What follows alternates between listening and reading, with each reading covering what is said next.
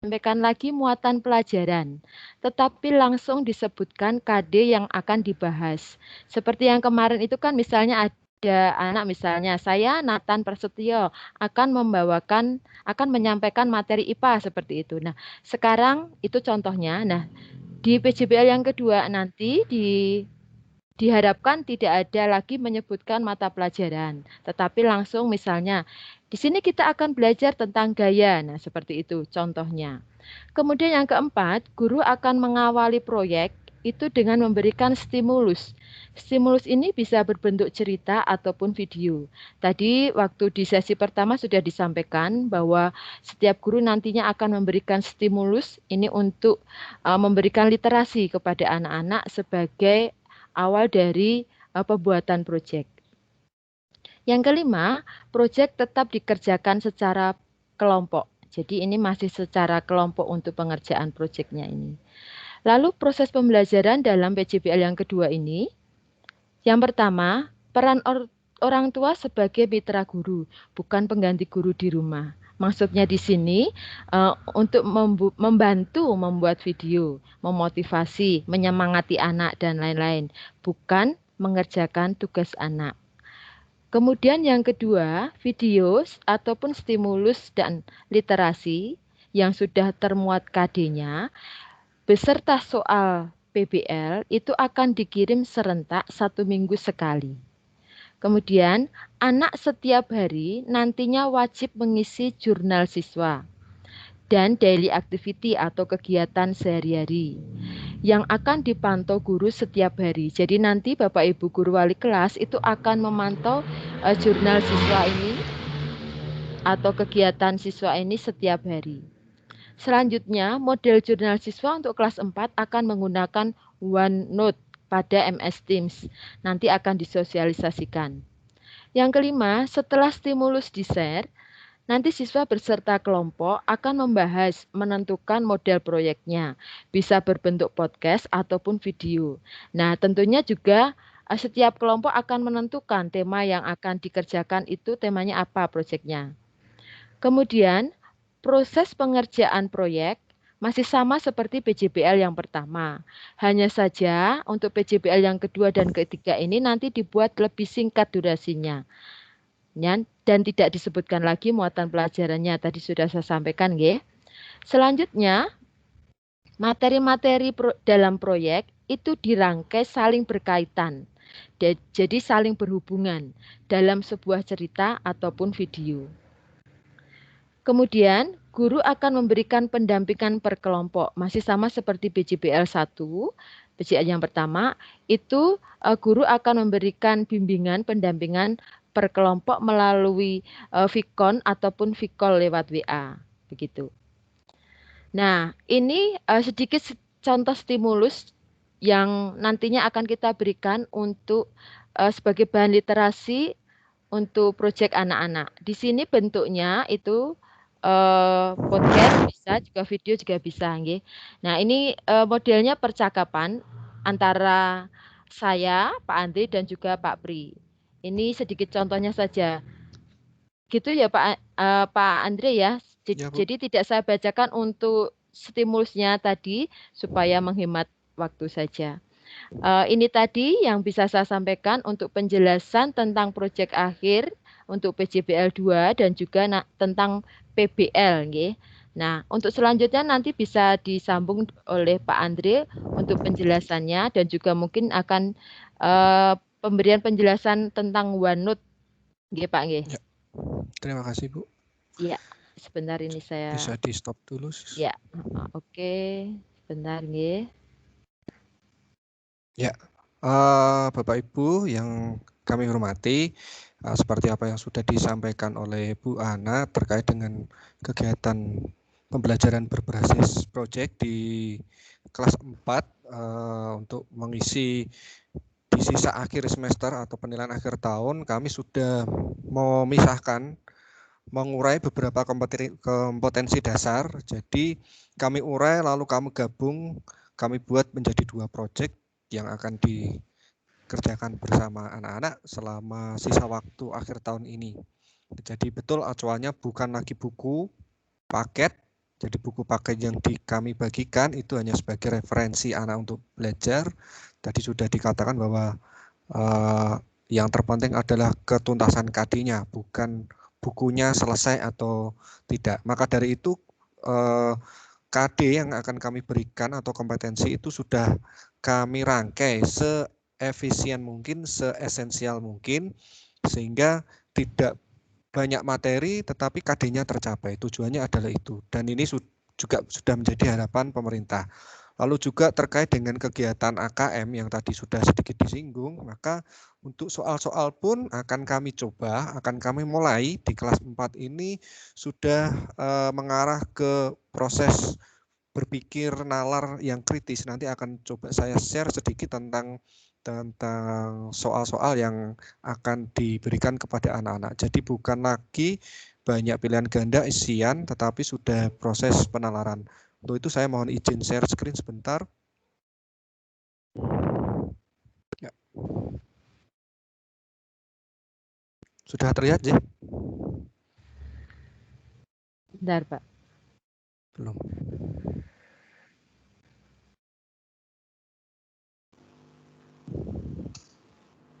Ya, sudah, silakan. Ya, sudah. Sudah, Pak.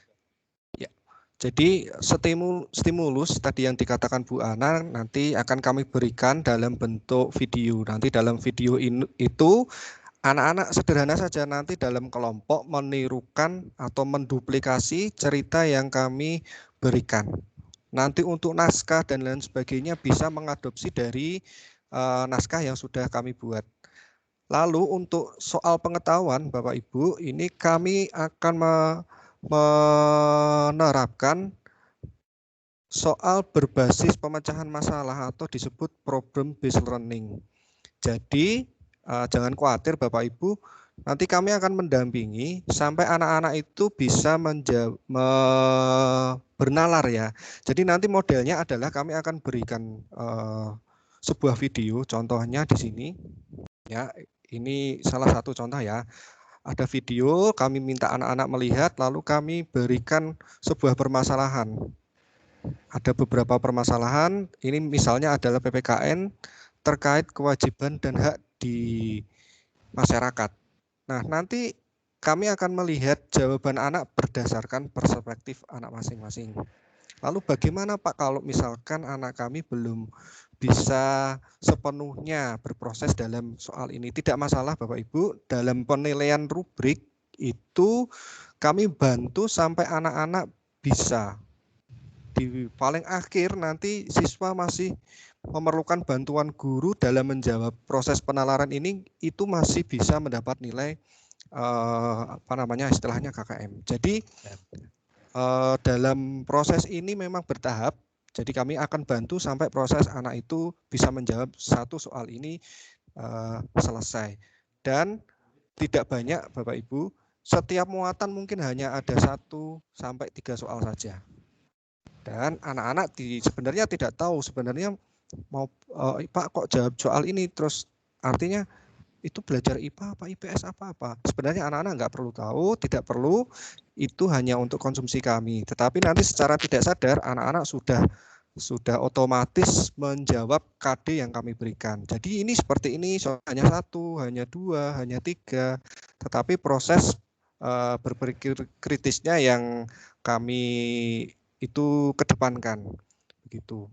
Lalu dalam pembuatan proyek tadi sudah kami sampaikan sederhana, nanti kami berikan contohnya, kami beri contoh dulu, lalu nanti setelah kami beri contoh, naskahnya mungkin akan kami share, lalu nanti dalam kelompok itu bersama dengan guru, bersama dengan teman kelompoknya, membagi tugas, nanti secara teknis akan didiskusikan lebih lanjut. Jadi membagi tugasnya cukup nanti ini aku mau ambil bagian yang mana dalam cerita tersebut. Dan tidak harus dalam bentuk video, pesan suara juga boleh.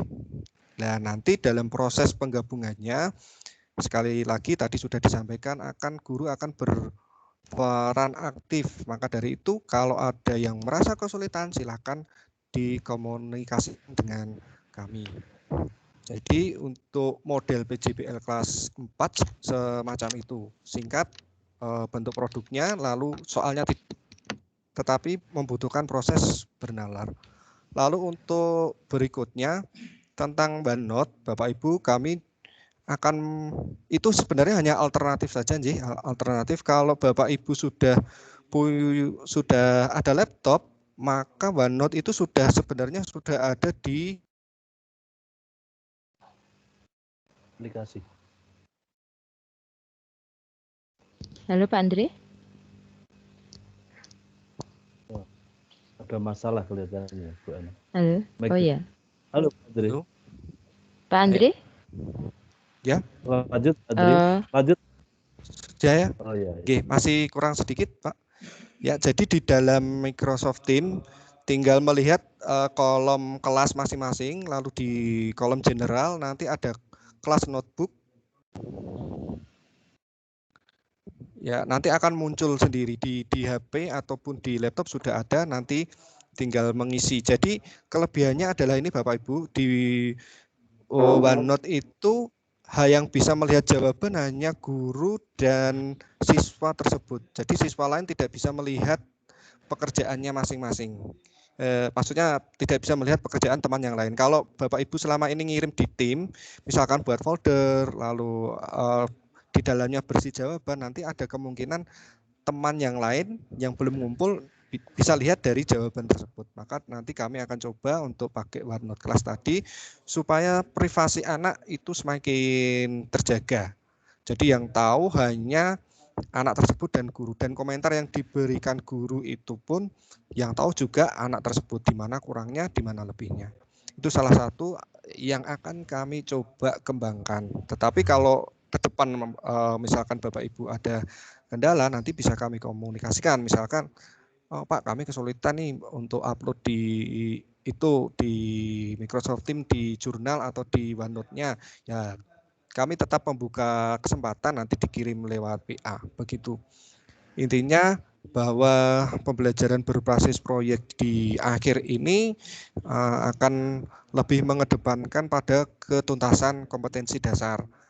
Jadi bukan banyak materi yang diserap, tetapi kompetensinya sudah tercapai. Sebenarnya materi yang kami kirimkan itu sudah selesai, karena pada saat kemarin kami mengirimkan materi itu kan sesuai KD, dan jadi sudah terbagi-bagi, dan KD yang kami berikan itu sudah kami sampaikan semua materinya. Sehingga di sisa ini hanya menggali lagi, misalkan tentang gaya itu dipelajari di tema 6, tema 7, dan tema 8. Nah, di tema ini sebenarnya juga ada gaya, tetapi sudah selesai materinya. Anak-anak hanya tinggal menggali saja, seperti tadi menjawab soal berdasarkan sebuah kasus atau sebuah video. Nanti anak-anak akan menjawab pertanyaan tersebut berdasarkan perspektif mereka.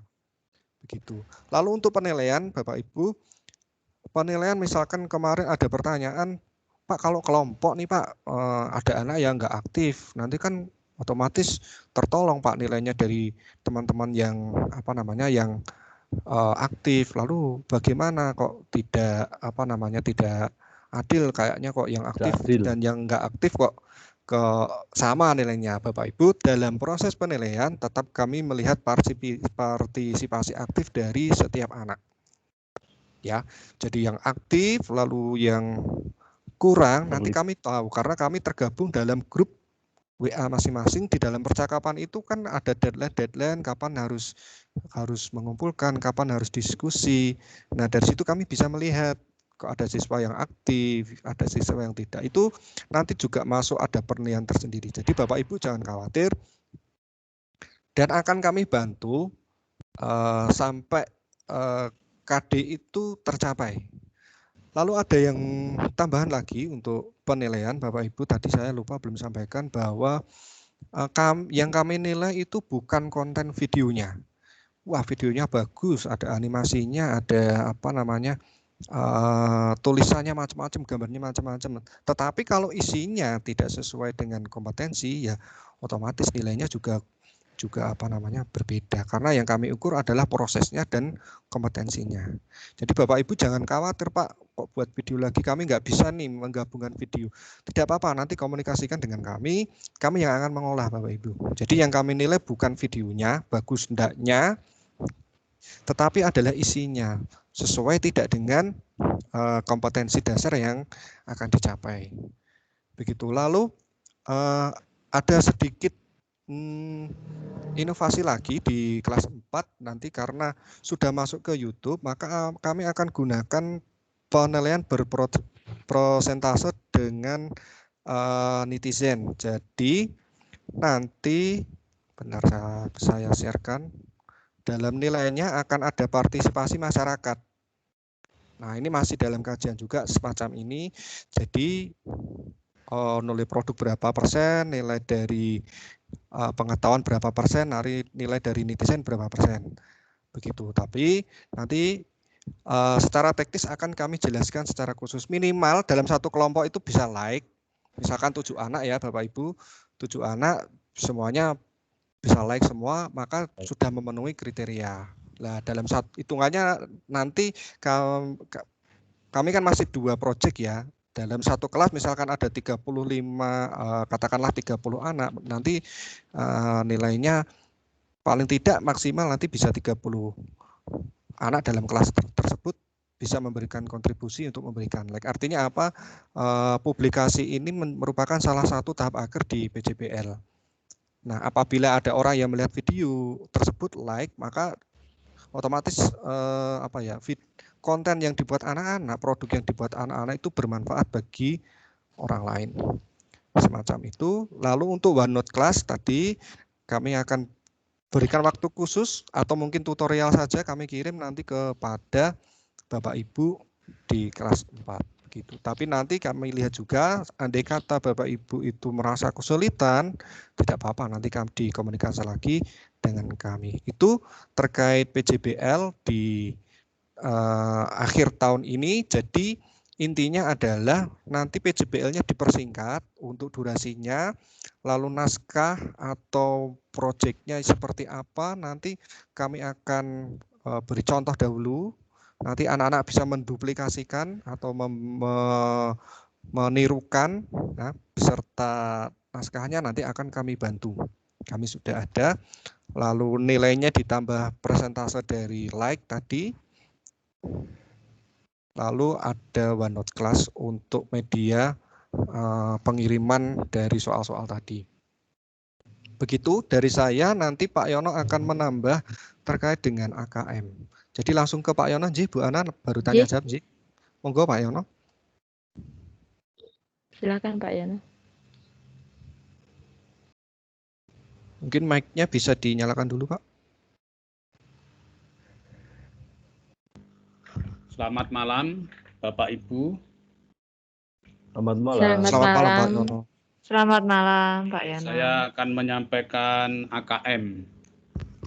AKM itu adalah asesmen kompetensi minimum.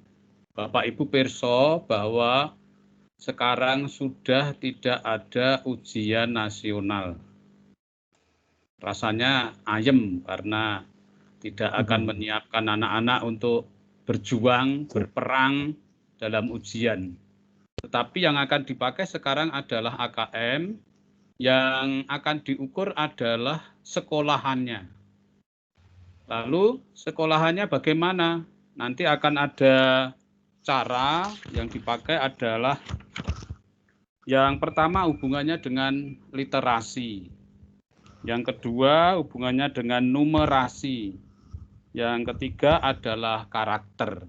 3 hal ini yang nanti akan ditambah dengan survei lingkungan, tetapi pada awalnya 3 materi ini. Tidak ada ujian nasional, tetapi akan dipersiapkan dengan adanya AKM ini.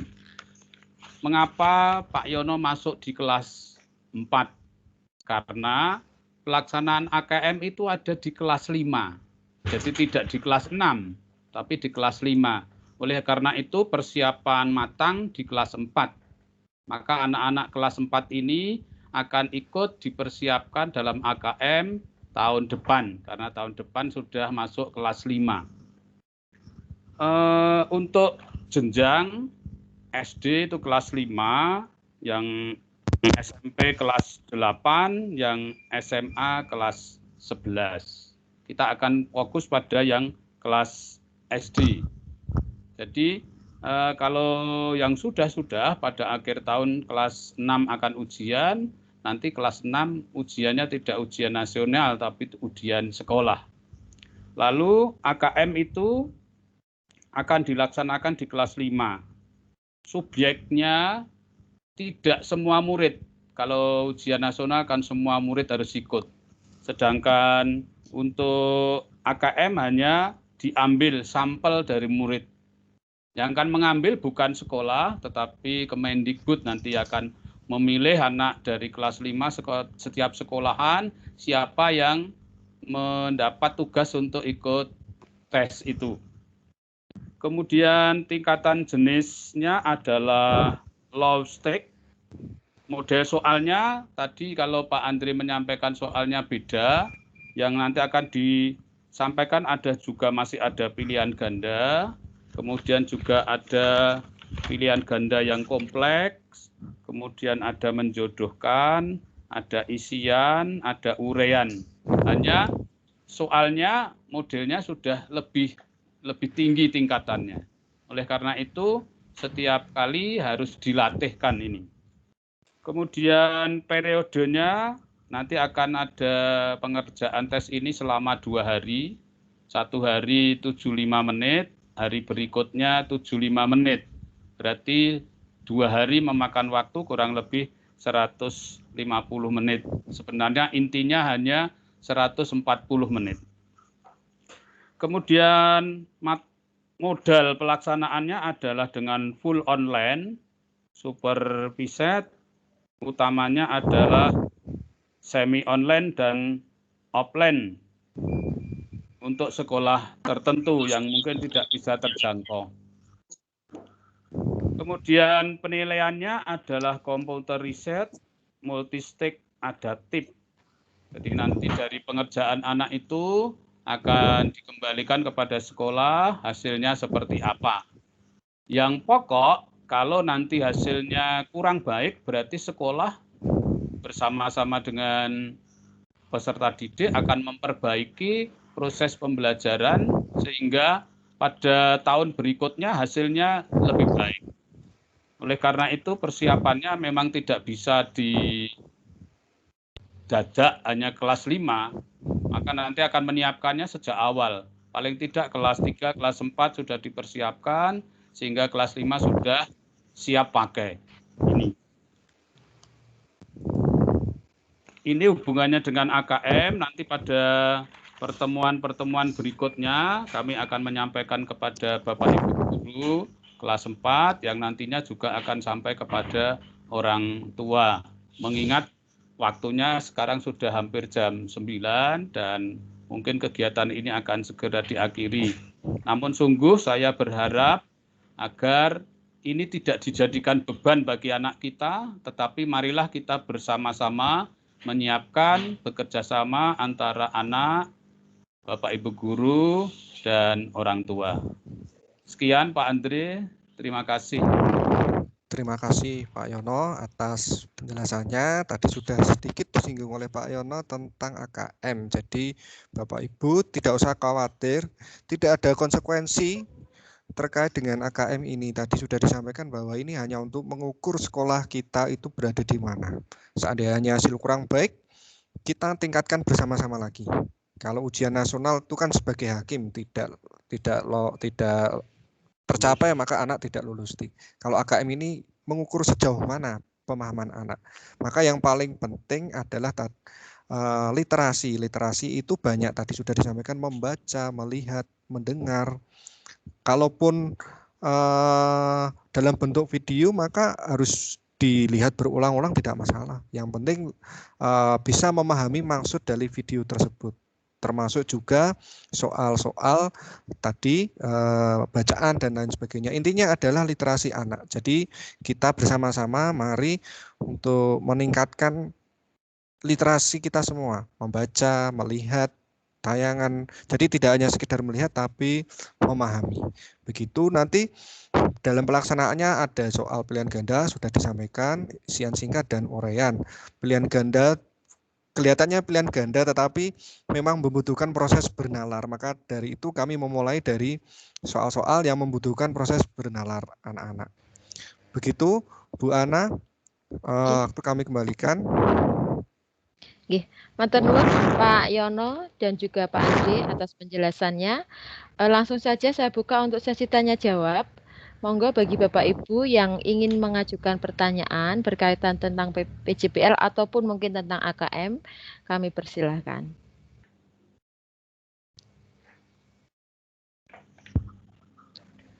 Monggo bisa diklik gambar tangan itu ya untuk mengajukan pertanyaan. Untuk penjelasan tentang OneNote, ini nanti akan kita sediakan waktu khusus begitu, atau mungkin bisa kami share cara tutorialnya gitu, supaya bisa dicoba di rumah. Apabila nanti tetap merasa kesulitan, kami siap untuk memberikan penjelasan. Monggo Bapak Ibu, ada pertanyaan atau sudah cukup jelas? Ini kelihatannya tidak ada yang bertanya. Atau mungkin kalau memang belum muncul di sesi ini, mungkin kok sesi ini sudah ditutup tapi nanti tiba-tiba muncul pertanyaan, bisa disampaikan melalui kami, Bapak Ibu Wali Kelas, melalui WA, supaya nanti bisa kita tindak lanjuti kemudian. Tidak ada pertanyaan kelihatannya Pak Andre. Atau Pak Pri mungkin akan mau menambah? Mungkin hanya menegaskan saja Bu Ana, Pak Andre, tadi tentang PJPL tadi tugas akhir itu tidak banyak berbeda dari tadi yang sudah disampaikan oleh Pak Andre, tidak banyak berbeda dari semester 1 dan yang semester 2 yang sudah dibuat itu hanya mengurangi peran orang tua gitu aja tadi sudah disampaikan. Dan tadi yang mungkin ada pertanyaan yang belum yang terlewatkan yang belum dijelaskan Pak Andri, ada literasi, ada numerasi tadi Pak, tolong disampaikan, mungkin ada yang belum pertanyaan. Numerasi itu apa bedanya dengan literasi? Numerasi itu bahasanya sederhananya adalah hitungan, hitungan. Jadi soal-soal seperti matematika dan perhitungan lainnya itu masuknya adalah numerasi. Jadi sebutannya literasi dan numerasi. Sebenarnya sama saja tapi dibedakan dalam dua konteks tersebut. Kalau literasi banyak ya, banyak mencakup semua, IPA, IPS, bahasa Indonesia dan sebagainya. Begitu nggih, Bapak Ibu. Jadi semacam itu. Baik, lalu untuk menambah sedikit Bu Ana, untuk kelompok nanti bisa disesuaikan kelas masing-masing, kalau misalkan mau dirombak lagi monggo, tetapi saya kira kalau dalam kelas menyesuaikan, kalau masih yang tetap monggo, dirombak juga monggo, nanti dikomunikasikan dengan kelas masing-masing begitu. Baik, untuk kelompok itu kalau untuk kelas 4B tidak ada perubahan, jadi tetap kelompoknya. Ya, nanti 4C bisa disampaikan. Gimana 4C tetap juga nggih, Pak? 4C, halo? Ya, monggo, Pak. Nggih. Halo, 4C ada usulan? Untuk kelompok tetap nggih? 4C, halo? Nggih. Tetap. Monggo tetap. Berarti tetap ya. nggih. Oke. Bu Ana.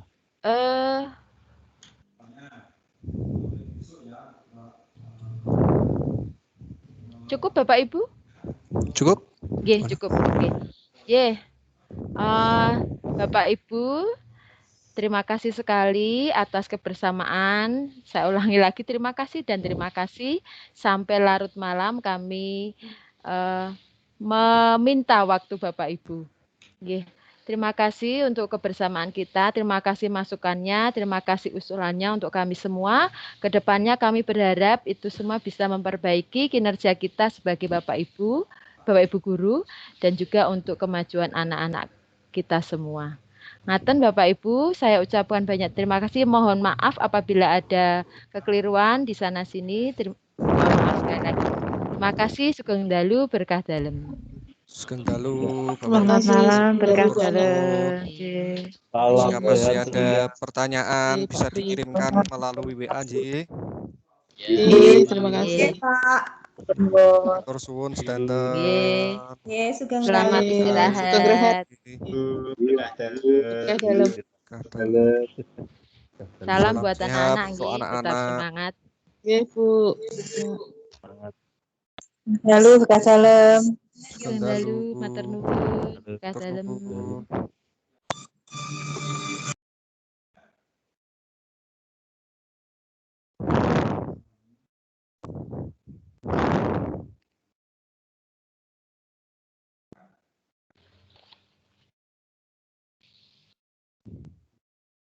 Monggo bisa diklik tombol live supaya bisa terekam.